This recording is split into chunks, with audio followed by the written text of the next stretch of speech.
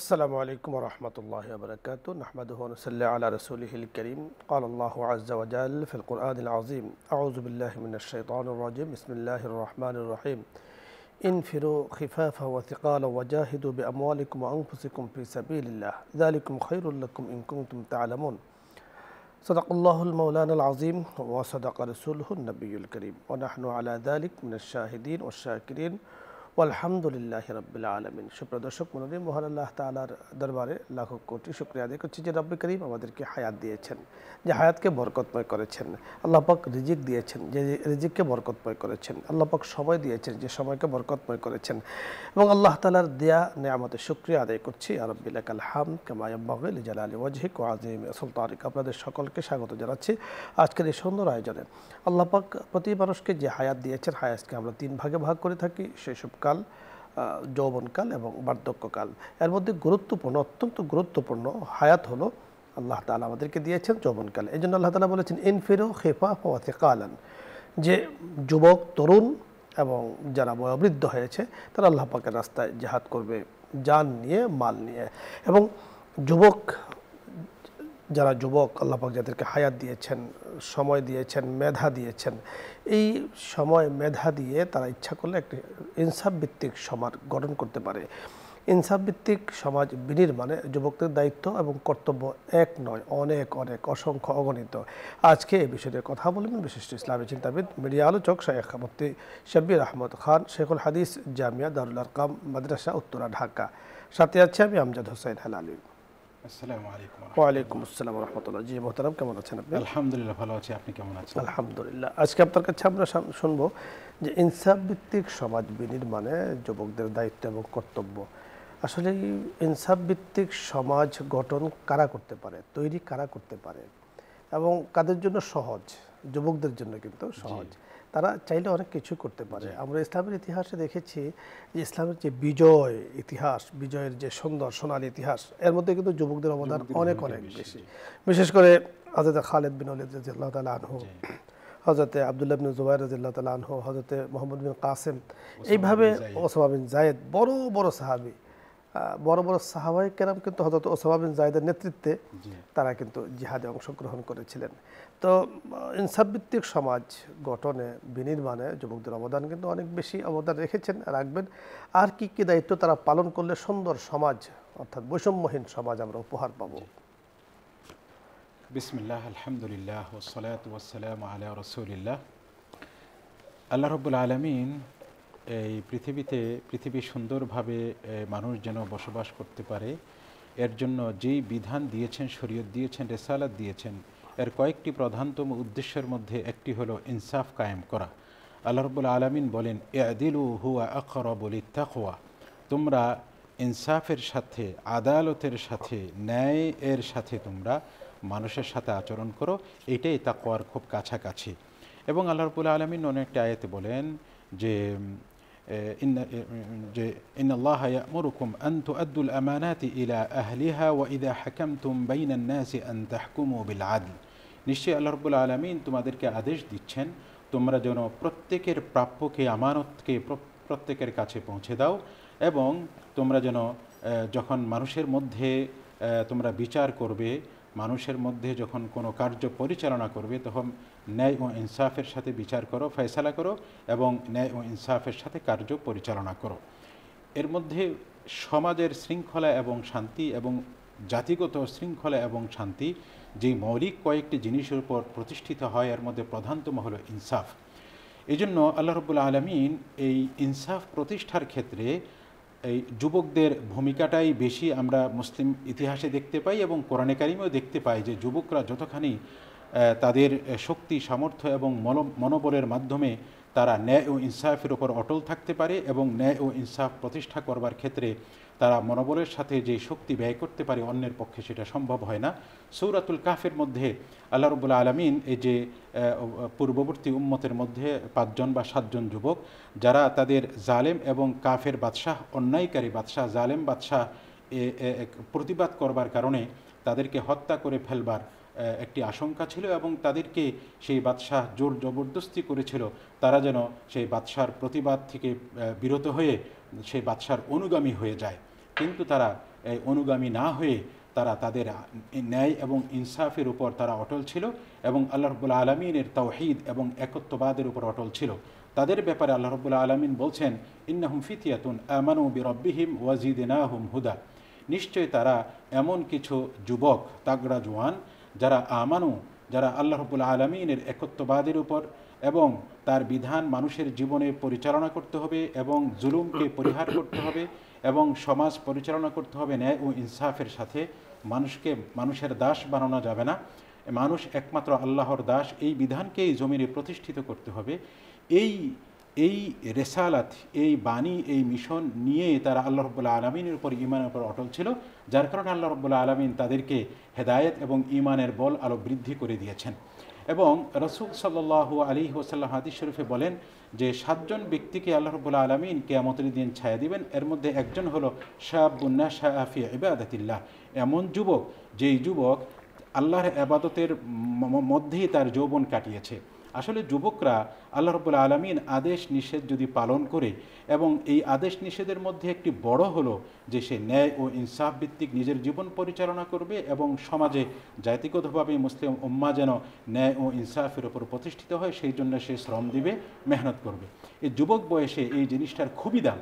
এই জন্য আল্লাহ রাব্বুল আলামিন যুবককে আরশের নিচে ছায়া দিবেন, যার কারণে দেখা যায় মুসলিম ইতিহাসে যুবকরা যুগে যুগে সেই সাহাবায়ে কেরাম থেকে নিয়ে, যেটা আপনি বলছিলেন, খালিদ ইবনুল ওয়ালিদ রাদিয়াল্লাহু আনহু, উসামা ইবনে যায়েদ রাদিয়াল্লাহু আনহু, মুসআব ইবনে উমাইর রাদিয়াল্লাহু আনহু এবং আলী রাদিয়াল্লাহু আনহু আহাদুল খুলাফাইল আরবা যুবক ছিলেন। এই সমস্ত সাহাবায়ে কেরাম, হযরত সাহাবায়ে কেরাম, তারা এই জিহাদের মাধ্যমে রাসূল সাল্লাল্লাহু আলাইহি ওয়াসাল্লামকে সহযোগিতা করেছেন এই পৃথিবীতে, এই জমিনে ইনসাফ প্রতিষ্ঠা করবার ক্ষেত্রে। এবং পরবর্তীতে দেখা যায় যে ভারত উপমহাদেশে যেখানে মুসলিম উম্মাহ নির্যাতিত হচ্ছিল, সেখানে মুহাম্মদ ইবনুল কাসেম মাত্র 18 বছরের একজন যুবকের মাধ্যমে এই জুলুম থেকে মুসলিম বিজয় করেছিলেন। বড় চমৎকার আপনি বলেছেন। এবং আমাদের সমাজেও বর্তমানে আমরা দেখেছি অতীতে এই ছাত্ররা, যুব সমাজরা বাংলাদেশের মধ্যে জুলুমের প্রতিবাদ করে নতুন একটি অধ্যায়ের সূচনা করেছে, নতুন দিগন্তে তারা তৈরি করেছে। আল্লাহ তাআলা, আল্লাহ রাব্বুল আলামিন আমাদের এই যুব সমাজকে সুন্দর পথে, ইনসাফের পথে পরিচালিত করুক এবং অধিক তৌফিক তাদেরকে দান। আপনি চমৎকার বলছেন। দর্শক মণ্ডলী, যুবকদের দায়িত্ব এবং কর্তব্য নিয়ে আমরা কথা বলছিলাম। আলহামদুলিল্লাহ, আমাদের অনেক যুবক ভাইয়েরা তাদের দায়িত্ব যথাযথভাবে পালন করে যাচ্ছেন, পালন করার জন্য ঘাম জড়াচ্ছেন। এখানে আমি রাসূল আকরাম সাল্লাল্লাহু আলাইহি ওয়াসাল্লামের একটি হাদিস উল্লেখ করতে চাই। হযরত আব্দুল্লাহ ইবনে মাসউদ রাদিয়াল্লাহু তাআলা আনহু থেকে বর্ণিত। তিনি বলেন, রাসূলুল্লাহ সাল্লাল্লাহু আলাইহি ওয়াসাল্লাম বলেছেন যে, লা তাজুলু কাদামা ইবনি আদামা ইয়াউমাল কিয়ামাতি মিন আবদি রাব্বিহি হাত্তা ইয়াসআলা আন খামসিন, আন উমরিহি ফিমা আফনাহু ওয়া আন শাবাবিহি ফিমা আবলাহু। 5টি প্রশ্ন আল্লাহ তাআলা করবেন কাল কিয়ামতের ময়দানে প্রত্যেকটি ব্যক্তিকে। বিশেষ করে তার মধ্যে 1 নম্বর যেটা, তা হলো যে তোমার জীবনটাকে তুমি কিভাবে কাটিয়েছ। 2 নম্বর যে প্রশ্ন, তা হলো যে তোমার যৌবনকালকে তুমি কিভাবে ব্যয় করেছ। ইনসাফভিত্তিক সমাজ তৈরি করার জন্য, ইনসাফভিত্তিক সমাজ বিনির্মাণে তুমি কতটুকু সময় দিয়েছ। বৈষম্যহীন সমাজ গঠনের জন্য, মানুষের কাছে ইসলামের সুন্দর কথাগুলো পৌঁছে দেওয়ার জন্য তুমি কতটুকু সময় দিয়েছ। আল্লাহ তাআলা কিন্তু জিজ্ঞেস করবেন, এছাড়া আরও জিজ্ঞেস করবেন। 3 নম্বর যে প্রশ্ন, ওয়ান মালিহি মিন আইন ইকতাসাবাহু, এবং তুমি কোথা থেকে মাল সংগ্রহ করেছ। ওয়াফিমা আনফাকাহু, 4 নম্বর কোথায় খরচ করেছ। ওমাদা আমিলা ফিমা আমিলা আলিমা, তুমি যা শিখেছ, যা জানো, সেই অনুযায়ী কি তুমি চলেছ। বাস্তব আমরা জানি, আমরা কে না জানি যে অন্যায়, জুলুম, অত্যাচার এটা খারাপ, তারপরেও কিন্তু আমাদের অনেকেই সেটা করে যাচ্ছেন। আমরা জানি যে আল্লাহ তাআলা কাজী হবেন, যারা হিসাব নেবেন, সেটা আমরা জানি, বুঝি, তারপরেও কিন্তু গুনাহ করেই যাচ্ছে শয়তানের প্ররোচনায়, অসহসায়। এজন্য এই সুন্দর জীবন, অস্থায়ী জীবন কিন্তু শেষ হয়ে যাবে, থেকে যাবে আমার আপনার আদর্শগুলো, যে বিষয়গুলো আমরা আলোচনা করছিলাম। আমাদের মুফতি সাহেব আলোচনা করছিলেন যে এই যে আমাদের ইসলামের সোনালী যুগে যুবকরা যে অবদান রেখেছিলেন, আজকে আমরা ক্ষণে ক্ষণে তাদেরকে স্মরণ করছি। কেন স্মরণ করছি? এই জন্য স্মরণ করছি যে তাদের ইনসাফভিত্তিক সমাজ, তাদের যে রক্তদান, প্রাণ, জীবন দান, তাদের যে শ্রম, ঘাম ইত্যাদি ইতিহাসের পাতায় রয়েছে, আল্লাহ পাক কবুল করেছেন। দর্শক মণ্ডলী, আমাদের যুবক যারা আছি আমরা, আল্লাহ পাক আমাদেরকে এই মূল্যবান হায়াতকে মূল্য দেওয়ার তৌফিক দান করেন। কারণ রাসূল আকরাম সাল্লাল্লাহু আলাইহি ওয়াসাল্লাম বলেছেন যে 5টা জিনিস আসার আগে 5টা জিনিসকে মূল্য তুমি দিয়ে থাকো। তার মধ্যে একটি হলো বার্ধক্য আসার আগে তোমার যৌবনকালকে তুমি গুরুত্ব দাও। আল্লাহ তাআলা আমাদেরকে হাদিসের উপরে আমল করার তৌফিক দান করেন।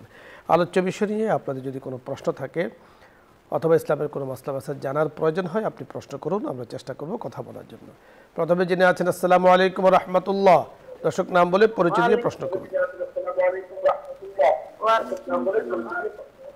টিভির ভলিউম কমিয়ে টেলিভিশনের, আমার নাম সাফিয়া।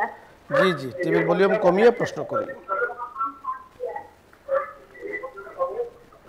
জি দর্শক, আমার প্রশ্ন হচ্ছে সকালে একটা তাসবিহ ইয়া জাল জালালি ওয়াল ইকরাম তাসবিহটা মানে এটার মানে কি একটু বুঝবেন? জি ধন্যবাদ, আমরা প্রশ্ন বুঝতে পেরেছি। ধন্যবাদ দর্শক মণ্ডলী। যারা প্রশ্ন করব অবশ্যই খেয়াল করব টিভির ভলিউম যাতে বাড়িয়ে না থাকে, কমিয়ে সুন্দর সুস্পষ্টভাবে আমরা কথাগুলো বলার চেষ্টা করব অল্প কথায়। তো উনি যে প্রশ্নটি করেছেন আপনি বুঝতে পেরেছেন যে একটা তাসবিহ সকালবেলা আমরা পাঠ করি ইয়া যাল জালালি ওয়াল ইকরাম, এর মাহাত্ম্য এর অর্থ উনি জানতে চেয়েছেন। ইয়া যাল জালালি ওয়াল ইকরাম এখানে মূলত আল্লাহ রাব্বুল আলামিনকে সম্বোধন করে তাসবিহটা পাঠ করা হচ্ছে। এর শাব্দিক অর্থ হলো হে মাহাত্ম্য এবং অনুগ্রহ ও সম্মানের মালিক, অর্থাৎ আল্লাহ রাব্বুল আলামিনের নামে এবং গুণে আল্লাহকে ডাকা, যাতে ওই গুণ এবং সিফতের যে কাজগুলো বান্দার উপর বান্দা যেন খুব বেশি পায়, মানে আল্লাহ রাব্বুল আলামিনের রহমত একরাম, আল্লাহ রাব্বুল আলামিনের পক্ষ থেকে সাহায্য, যেহেতু তিনি দুল জালাল, তার আজমত এবং জালালতের অধিকারী, তার উপর কেউ শক্তিশালী নয়, সেই জন্য বন্দাকে যেন সাহায্য করে তার জীবনের নানা কাজে, এই জন্য সকাল বিকালে তাসবিহ পড়া হয়। অত্যন্ত বরকতময়, খুবই গুরুত্বপূর্ণ। আর আল্লাহ রাব্বুল আলামিনের যে কোনো নাম এবং যে কোনো সিফতি নামেই আমরা যখন ডাকবো, আল্লাহর পক্ষ থেকে সেই সিফতি নামের যে আসার বন্দার মধ্যে প্রতিফলিত হয়। চমৎকার বলেছেন। পরের দর্শক, আসসালামু আলাইকুম ওয়া রাহমাতুল্লাহ। ওয়ালাইকুম আসসালাম ওয়া রাহমাতুল্লাহি ওয়া বারাকাতুহু। হুজুর, আমি সুনামগঞ্জ ধরমপাড়া থেকে নজরুল ছিলাম। জি বলুন। হুজুর, আমার দুইটা প্রশ্ন। আমাদের মহল্লার ইমাম সাহেব ওয়াজ ফরমাইলেন যে কেউ যদি আপনার সজ্জে একবার চুম্বন করতে তার জীবনের পূর্ববর্তী সমস্ত গুনাহ মাফ হয়ে যায় এবং সহ্যতা শিশুমত হয়ে যায়। কথাটা কি সহিহ হাদিস? আর 2 নম্বর প্রশ্ন হচ্ছে হুজুর, যে এই আমরা জানি, আপনারাও জানেন যে হযরত ওমর রাদিয়াল্লাহু আনহু হযরত আসর সম্বন্ধে একটি উক্তি আছে যে এই পাথর, আমি জানি তুই একটি জড় পদার্থ, তোর ভালো করার ক্ষমতা নাই, মন্দ করার ক্ষমতা নাই, কিন্তু তোকে আমি সম্মান করি, আল্লাহ রাসূল তোকে সম্মান করতো। এই ব্যাপারে কিছু বলবেন? জি, সুন্দর প্রশ্ন করেছেন ইউনুস সাহেব, আপনাকে ধন্যবাদ। হযরত আসওয়াদকে চুমু দিলে জীবনের গুনাহ মাফ হয়ে যায় বলেছেন হয়তোবা কেউ, এটা কি সহিহ হাদিসে কথাটি আছে? আসলে হজ আলম তা'লাম আন আল হজ্জ ইয়ামসাহু আও ইয়ামহু মা কানা ক্বাবলাহু। হজ আল হজ, আল হজ, হজ বান্দার যত গুনাহ আছে সমস্ত গুনাহ মাফ করে দেয়। উবাদা ইবনে সামিত রাদিয়াল্লাহু আনহু যখন ইসলাম গ্রহণ করতে চাচ্ছিলেন, রাসূলকে জিজ্ঞাসা করছেন সাল্লাল্লাহু আলাইহি ওয়াসাল্লাম যে ইয়া রাসূলুল্লাহ, আমি তো অনেক গুনাহ রয়েছে। তখন রাসূল সাল্লাল্লাহু আলাইহি ওয়াসাল্লাম বলেছেন আলম তা'লাম আন্নাল ইসলাম ইয়াহদিমু মা কানা ক্বাবলাহু ওয়া আন্নাল হজ্জা ইয়াহদিমু মা কানা ক্বাবলাহু। তো এইভাবে পুরা হজটাই মুসলমানের সমস্ত গুনাহ মাফ করে দেয়। এর মধ্যে হাজরে আসওয়াদ একটি অংশ। তবে হাজরে আসওয়াদকে চুমু খাওয়া বা দূর থেকে ইশারার মাধ্যমে ইস্তেলাম করা, এটা অবশ্যই রাসূল সাল্লাল্লাহু আলাইহি ওয়াসাল্লাম থেকে সাবিত এবং সুন্নাহ। ওমর রাদিয়াল্লাহু আনহুর যে বক্তব্যটা এখানে এসেছে সেটা মূলত মানুষ যেন হাজরে আসওয়াদকে আলাদাভাবে আল্লাহর হুকুমের বাহিরে পাথরের কোনো ক্ষমতা আছে সেটা যেন না হয়, জন্ম না হয়, যেহেতু মাত্রই তারা কাফের ছিলেন কয়েক বছর আগে, এটা যেন না হয় সেই জন্য এই কথা বলেছে। হাজরে আসওয়াদ জান্নাতের একটি পাথর নিঃসন্দেহে, এবং বরকতময় পাথর, সেটাও নিঃসন্দেহে। তবে হজরে আসওয়াদের প্রভাব নয়, প্রভাব হলো হজরে আসওয়াদের যিনি মালিক তিনি সকল কিছু করতে পারেন। যিনি হাজরে আসওয়াদকে জান্নাতি পাথর বানিয়েছেন, যিনি হাজরে আসওয়াদকে এত বরকতময় বানিয়েছেন, তার জন্য এত সকল কিছু তার জন্য, তার পক্ষ থেকে হয়। দ্বিতীয় বিষয় হলো যে হাজরে আসওয়াদকে এই ধরনের যদি কেউ মনে করে যে হজরে আসওয়াদেরই সকল ক্ষমতা, সেই কথাকে রদ করার জন্য কিন্তু হযরত ওমর রাদিয়াল্লাহু সেই তাআলা কথাটা বলেছেন। সেই কথাটি বলেছেন। বোঝা গেল এগুলো সহিহ হাদিস দ্বারা কথা প্রমাণিত। হজরে আসওয়াদকে চুমু দেওয়া এটা অত্যন্ত বরকতময়। তবে এখানে একটি বিষয় আছে, হজ করলেই যে হজ কবুল হয় বিষয়টা কিন্তু এমন নয়। হজ্জে মবরুর, হজ্জে মকবুল পেতে হবে। এবং বলা হয়েছে ফালা জিদালা, কোরআনে কারীমের মধ্যে আছে ওয়ালা রাফাসা ওয়ালা ফুসুক ওয়ালা জিদালা ফিল হজ, তিনটি জিনিস না থাকতে হবে। এখন কোনো ব্যক্তি হজ করেছে, বারবার চুমু দিয়েছে, কথার কথা, তার কিন্তু হজ কবুল হয়নি, হজ্জে মবরুর হয়নি, তাহলে সে তো আর এই এতগুলো ইয়া পাবে না।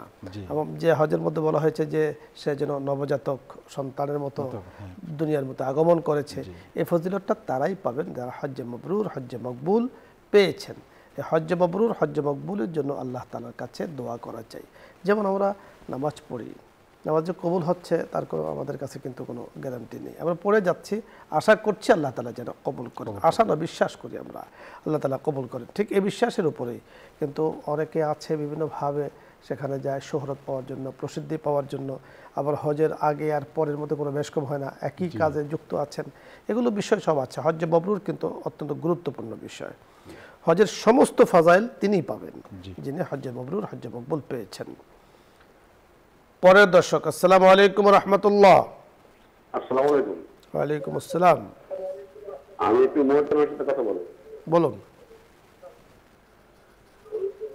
প্রশ্ন করুন। আমি জালাগাড়িতে করেছি, আমার 3টে প্রশ্ন আছে।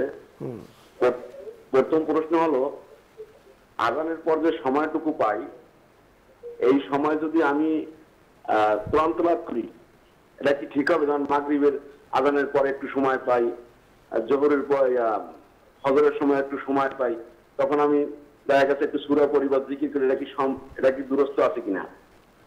আর দ্বিতীয় প্রশ্ন হয়েছে, দুই সেজদার মাঝে যে আমরা একটা দোয়া করি, রব্বিক ফিরলি আরহামনি ওয়ারযুকনি ওয়াহদিনি ওয়াআফিনি, এই দোয়াটা কি একজনে বলছে না ফরজ নামাজের মধ্যে হবে না, এটা আমার করাটা ঠিক আছে কিনা? এই দুইটা আমার প্রশ্ন, আমি মোটামুটি জানতে চাই ইনশাআল্লাহ। জি, সুন্দর প্রশ্ন করেছেন, এজন্য আপনাকে আমরা ধন্যবাদ জানাচ্ছি। আজানের পরে যে ফারেক সময় আছে, কোরআন তেলাওয়াত করতে কোনো সমস্যা আছে? সমস্যা তো নাই, বরং উত্তম ইবাদতের মধ্যে থেকে একটি, এবং এই সময় ইবাদত দোয়া কবুল হয়, উত্তম কাজ। দুই সিজদার মাঝখানে যে দোয়াটা করা হয়, দুই সিজদার মাঝখানে যখন আমরা বসি আল্লাহুম্মা মাগফিরলি, যে দোয়াটা পড়া হয়, এই দোয়াটা সুন্নাহর অন্তর্ভুক্ত। কেউ পড়ে ভালো, না পড়লেও গুনাহ হবে না, নামাজের কোনো ত্রুটি হবে না। পরের দর্শক, জি আসসালামু আলাইকুম ওয়া রাহমাতুল্লাহ। ওয়ালাইকুম আসসালাম হুজুর। জি বলুন, কেমন আছেন? আলহামদুলিল্লাহ, আল্লাহ তাআলা ভালো রেখেছেন। হুজুর বলুন, প্রশ্ন করুন। আমি নামাজ পড়ার সময় আমার স্বামী অনেক মানে ই করে, সে সময় আমার নামাজে ভুল যায়, এই কি হবে না, গুনাহ হবে নাকি? গুনাহ তো, ধন্যবাদ, আমরা বুঝতে পেরেছি আপনার প্রশ্নগুলো, বুঝতে পেরেছেন। ভুল বলতে অর্থ নামাজে দাঁড়িয়েছেন, হয়তোবা স্বামীর অধিকারে, মানে হয়তোবা কোনো ওনার দৃষ্টিতে, ওনার কথায় যেটা আমি বুঝতে পেরেছি, কোনো ডিস্টার্ব করছে, তো উনি নামাজে ভুল করে ফেলছেন, এই ধরনের হতে পারে। তো এতে কোনো গুনাহ হবে কিনা? নিজে নামাজের দিকে মনোযোগ রাখবার চেষ্টা করার পরও যদি ভুল হয়ে যায়, আল্লাহ তাআলা মাফ করবেন। তবে নামাজের রুকুন ওয়াজিবাত যদি ছুটে যায়, সেটা ছুটে গেলে কি করতে হবে? নতুন ওই যে ধন্যবাদ, স্বামীকে নিষেধ করে দিতে হবে নামাজের এই সময়টার জন্য, যেন তিনি কি বলেন, মানে ওনার আপনাকে সুযোগ দেন। নামাজের এই সময়টা গুরুত্বপূর্ণ, স্বামীকে বলতে হবে উনি যখন নামাজে দাঁড়ান, আপনি যখন নামাজে দাঁড়ান, তো আল্লাহ তাআলার সামনে কিন্তু আমাদের দাঁড়ানো, তো যে রব্বে কারীম আমাকে দেখছেন, ওর সামনে দাঁড়িয়ে আছে, সেখানে কেউ ডিস্টার্ব, সেখানে কেউ সমস্যা করা, বিরক্ত করা, এটা কিন্তু উচিত নয়, কাজটা একেবারে ঠিক নয়। আর আপনি যেটা বলেছেন যে যদি নামাজে ভুল হয়ে যায়, নামাজে ভুল হলে তো নামাজে সমস্যাই হবে। ফরজে ভুল হলে নামাজ ধরায় পড়তে হবে, ওয়াজিবে ভুল হলে আবার পুনরায় সাহু সিজদা দিতে হবে, সুন্নতে ভুল হলে নামাজের সওয়াব কমে যাবে, মাকরুহাত চলে আসতে পারে। এজন্য যেন আপনাকে নামাজের মধ্যে কোনো ধরনের ক্ষতি না করে সেদিকে কিন্তু আপনাকে খেয়াল রাখতে হবে, ওনাকে বোঝাতে হবে। উনি যখন মসজিদে নামাজ পড়তে যাবেন, তখন আপনি নামাজ পড়বেন। ধন্যবাদ। জি শায়েখ, আপনাকে ধন্যবাদ জানাচ্ছি আজকের এই সুন্দর আয়োজনে, আপনি আমাদের সাথে সময় দিয়েছেন। জাযাকুমুল্লাহু আহসানাল জাযা। আমিন ইয়া রাব্বাল আলামিন। দর্শক মণ্ডলী, আজকে আমরা অনেক কথা বলেছি, অনেক দায়িত্বের দিক থেকে কথাগুলো বলার আমরা চেষ্টা করেছি। বিশেষ করে আমাদের যুব সমাজ যারা আছে, আমাদের সন্তান, আমাদের ভাই ভাতিজা, আমাদের দেশবাসী, এলাকার লোকজন, যুবকদেরকে তাদের দায়িত্ব কর্তব্য সম্পর্কে বোঝাতে হবে। কারণ এই হায়াতটা নিয়ে রাসূল আকরাম সাল্লাল্লাহু আলাইহি সাল্লাম বিশেষভাবে এই হায়াতের কথা উল্লেখ করেছেন। এবং পবিত্র কোরআনে আমরা দেখেছি ইদ আওয়াল ফিতিয়াতু ইলাল কাহফে, সেই যুবকরা, ফিতিয়াত মানে যুবক, সেই যুবকরা নিজেদের দায়িত্ব পালন করতে গিয়ে, ইমানের উপরে অটল থাকতে গিয়ে দাওয়াত দিয়েছেন। সমস্যা হচ্ছে জালেম বাদশা থেকে বাঁচার জন্য পরে এক জায়গায় চলে গিয়েছেন। আল্লাহ রাব্বুল কারীম 300 বছর পরে তাদেরকে আবার উঠিয়েছেন এবং পবিত্র কোরআনে বলা হয়েছে যে তারা জান্নাতি। সুবহানাল্লাহ। আমাদের যুব সমাজে যারা দায়িত্ব, নিজের কর্তব্য যথাযথভাবে পালন করবে, কারণ এই দায়িত্বটা এই সময়টা অত্যন্ত গুরুত্বপূর্ণ। অনেক মা চোখের পানি এখনও পড়ছে, যুবক নেশাগ্রস্ত হয়ে নিজের জীবনকে ধ্বংস করে দিচ্ছে। তো এই যে এই মায়ের কোল খালি হচ্ছে, অনেকে না বোঝার কারণে অন্যায় পথে চলে যাচ্ছে, গুনার পথে চলে যাচ্ছে। এজন্য ধর্মীয় শিক্ষা যখন তাদের মধ্যে থাকবে, ধর্মীয় অনুভূতি, দায়িত্ববোধ যখন তাদের মধ্যে আসবে, তখন ইনশাআল্লাহ মায়ের বুক খালি হবে না এবং মা তখন হাসতে থাকবে। যুবক যখন থাকবে না, কোনো কারণে দিনের জন্য জীবনকে বিলিয়ে দিবে, তখন মা বলবে যে আমার থেকে বড় চান কুবাইলে আর কি হতে পারে। এর জন্য দর্শক মণ্ডলী, আপনাদের সকলকে আজকের সুন্দর আয়োজনে আপনারা অংশগ্রহণ করেছেন, ধন্যবাদ জানাচ্ছি। সামনেও থাকবেন এই আশাবাদ ব্যক্ত করে আজকের মতো বিদায় নিচ্ছি। আসসালামু আলাইকুম ওয়া রাহমাতুল্লাহি ওয়া বারাকাতুহু। দরুদ পড়ে ইস্তেগফার পড়ি। আল্লাহুম্মা সাল্লি আলা সাইয়্যিদিনা মুহাম্মদ সাল্লাল্লাহু আলাইহি ওয়াসাল্লাম। আস্তাগফিরুল্লাহ। প্রথমে দোয়া করে দিন। আলহামদুলিল্লাহি রাব্বিল আলামিন ওয়াল আকিবাতু লিল মুত্তাকিন ওয়া আলা আলিহি ওয়া আসহাবিহি আজমাইন। বাদশাহ জুরমে মারা দরগুজার, गुनाहगारी में तो मुर्ज़गार, तूने कुकारियो माँ बद कर दाएम, जुर्म बे अंदाज़ा बेहद कर दाएम, साले हादर बंदा सिया गश्ताएम, आखिर अज कर दा फशीमा गश्ताएम, बहर अल्ताफ़े तुफ़े पाया बावाद, न उम्मीद अज़ रहमत शैता बावाद, या करीम या रहीम। আমরা গুনাহগার বান্দারা গুনার পাহাড় নিয়ে আপনার শাহী দরবারে হাত তুলেছি। শয়তানের ওয়াসওয়াসায় গুনার ফাঁদে আমরা বন্দী হয়ে আছি। মেহেরবানি করে আমাদের সকলকে আপনি মাফ করে দেন। বিশেষ করে যে অনুষ্ঠানে বসে হাত তুলে আছে, প্রোগ্রামকে আপনি কবুল করে নেন, আমাদের যুক্ততাকে আপনি কবুল করে নেন। যারা যুক্ত আছে সকলকে আপনি মাফ করে দেন। বসুন্ধরা পরিবারকে, চেয়ারম্যান মহোদয়কে, পরিবারের সদস্য যারা আছেন, ইসলাম আমরের পরিবারের সদস্য যারা আছেন, যারা যুক্ত ছিলেন, আজকে দুনিয়ার মধ্যে নেই, যারা যুক্ত আছেন, যুক্ত থাকবেন, সকলকে একই পরিবার হিসাবে আপনি কবুল করে নেন। ইয়া আল্লাহ, সকলের জন্য খায়র ও কল্যাণের ফয়সালা করে দেন। ইহ জগৎকে ইয়া আল্লাহ আপনি সুন্দর করে দেন, ইহ জগৎ থেকে পর জগৎকে আরো বেশি সুন্দর করে দেন। মাওলাই করিম ইয়া আল্লাহ, দেশের জন্য খায়র ও বারাকাত আপনি ফয়সালা করে দেন। ইয়া আল্লাহ, দেশকে সব ধরনের খুরাফাত থেকে আপনি হেফাজত করেন, জাহিরি বাতিনি খুরাফাত থেকে আপনি হেফাজত করেন। তামাম জাহানের উম্মতে মুসলিমাকে আপনি হেফাজত করেন। ইয়া আল্লাহ, উম্মতে মুসলিমার মাওলাই করিম চোখের পানিগুলো আপনি কবুল ও মঞ্জুর করে নেন। আমাদের যুবককে ইয়া আল্লাহ তাদের দায়িত্ব থেকে ইয়া আল্লাহ আদর্শ সমাজ, ইনসাফ ভিত্তিক সমাজ বিনির্মাণের সময় দেওয়ার তৌফিক দান করেন।